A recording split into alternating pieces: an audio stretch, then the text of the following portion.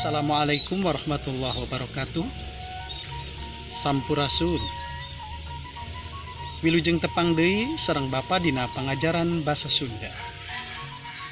Dina episode kahiji ngeunaan tata krama basa Sunda ku Bapa parantos diterangkeun perkara bahasa kasar sareng bahasa lemes.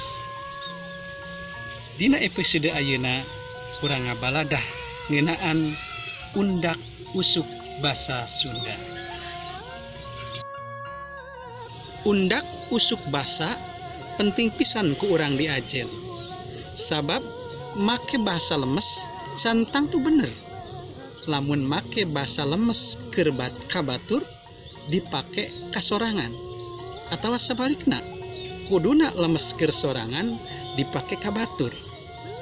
Pon kitu deui make bahasa kasar cantang tu salah atawa karasa tu genah kabatur. Lamun dipake eta bahasa kasar kababaturan anu geus deket justru bakal karasa leuwih deket, leuwih mernah.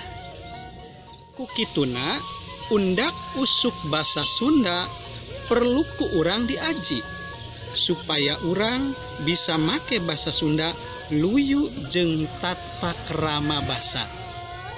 Dina undak usuk basa Sunda bakal kapaluruh naon ari anu disebut basa budak, naon ari anu disebut basa cohag, bahasa kasar atau bahasa loma, bahasa sedeng jeung bahasa lemes supaya ulah pahili cara makena. Kukituna mangga perhatoskeun diagram anu bade ku Bapa didugikeun.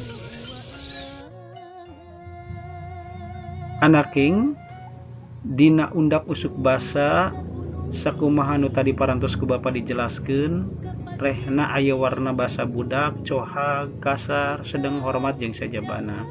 Dina ieu diagram ku Bapa bade dicerewelekeun dijelaskeun kumaha larap-larapna. Sakumaha nu ku urang kauninga yen dina basa Sunda mah hiji kecap teh nya seueur warnana. Contona kecap makan. Makan dina basa Sunda sakitu lobana, aya emam, aya dahar, aya neda, aya tuang, aya ngawadang, aya mumuluk, aya nyatuan, aya barang dahar. Sakitu seueurna meh teu kaetang ku urang. Kukituna ayana undak usuk basa Sunda minangka aturan pager supaya eta kecap nu sakitu seueurna teh nya tiasa mernah dina tempatna masing-masing. Kukituna dina ieu diagram ku Bapa dijelaskeun. Nu kahiji basa budak. Larapna ieu basa budak mah keur budak leutik nya. Biasana keur budak anu masih kene diasuh ku indung bapana. Contona wae kecap emam nya. Lain wae emam seueur aya emam, aya mimi, nya aya ibak, aya papa, aya jeung sajabana pipisnya. Contohna kecap mam nya. Urang contoh kalimatna si dede nuju emam sareng mama. Emam di dieu basa budaknya. Anu kadua basa cohag. Nu dimaksud basa cohag nyaeta basa anu kasar pisan. Kasarnya kasar pisan. Teu pantes dipake komunikasi jeung sasama jalema. Biasana dipake keur kasato atau ngabasakeun kalakuan sato atau anggota badan sato. Contona wae anggota badana jadi hulu kanya, jadi babangus, jadi kokot, jadi cokor, bahasa badana oge geus cohag pisan. Atau pagawean molor, nyatu, jeung sajaba-sajabana eta keur sato. Teu bisa dipake kasasama. Kajaba lamun dipake ku jelema anu keur ngambek. Biasana lamun ngambek bahasana bahasa cohag, bahasa sato teh. Contona kecap nyatu. Domba teh ti kamari teu daek nyatuan. Nyatuan eta bahasa cohag. Moal mungkin ku urang diganti ku emam ku bahasa budak. Domba teh di kamari teu daek emam, teu mernah, teu larap. sabab teu luyu jeung aturan undak usuk basa. Anu katilu basa loma atau basa kasar. Ieu basa nu biasa dipake ku urang sapopoe. Nya, basa loma teh disebut loma teh artina teh deukeut, nyata basa nu dipake keur atawa ka babaturan deukeut atawa keur kasahandapeun nya. Contoh kecap dahar, salah sahijina dahar.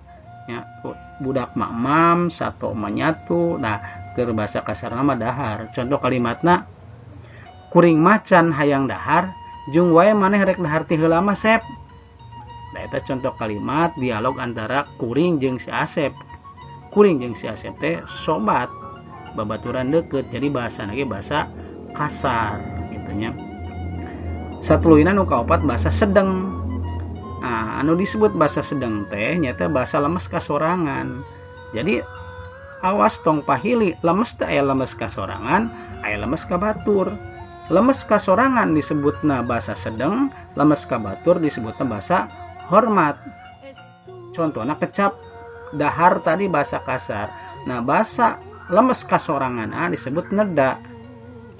Contoh, abdi mah teu acan hoyong neda, mangga bilih bade tuang ti payun mah tak kecap neda didinya kaasupna bahasa sedeng atau lemes ka diri sorangan.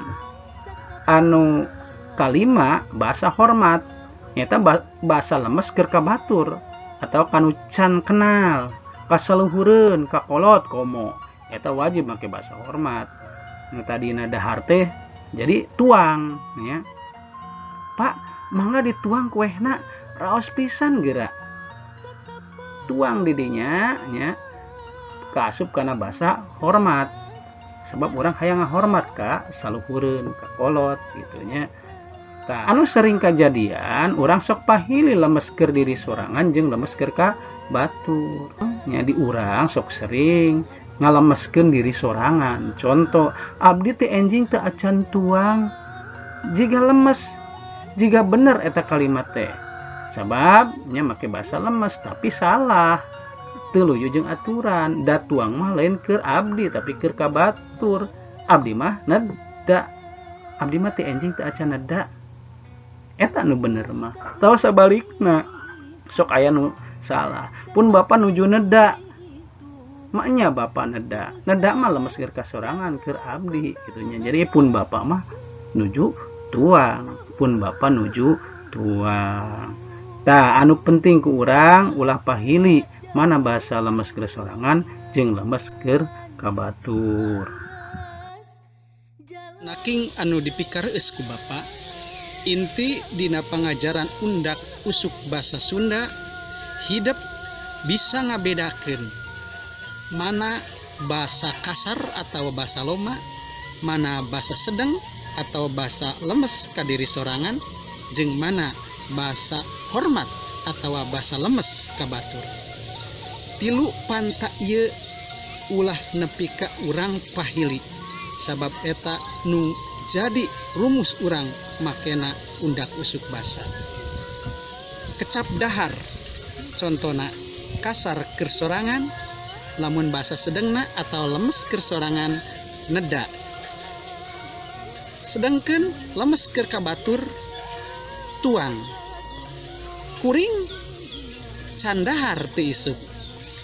Abdi teu acan neda ti enjing. Pun bapa teu acan tuang ti enjing. Dahar, neda, tuang eta kecap pagawean ulah pahili mana bahasa kasarna atau bahasa lomana, mana bahasa sedang atau lemes keur sorangan, mana bahasa lemes keur ka baturna. Pon kitu deui kecap-kecap nu sejena. Ti mana atuh urang apal larapanana, tangtuna urang bisa mikanyaho eta undak usuk basa tina kamus tata krama basa. Kukituna mangga ku hidup diaos dibukaan isi kamus undak usuk basa Sunda supaya urang apal mana bahasa Sunda lemes jeung kasarna, keur sorangan jeung kabaturna. Rupina materi perkawis undak usuk basa dicekapkeun sakitu. Mudah-mudahan hidup sadayana tiasa nyangking, tiasa paham naon baik pantap-panta nu aya dina undak usuk basa Sunda. Insya Allah urang baris tepang deui dina pangajaran tata krama basa Sunda bagian katilu, perkawis supra segmen basa. Sakitu ti Bapak hatur nuhun kana perhatosanana, mudah-mudahan ieu pangajaran basa Sunda manfaat bil khusus kanggo Bapak oge kanggo hidup sadayana. Hatur nuhun kana perhatosanana, billahi taufik walhidayah. Wassalamualaikum warahmatullahi wabarakatuh.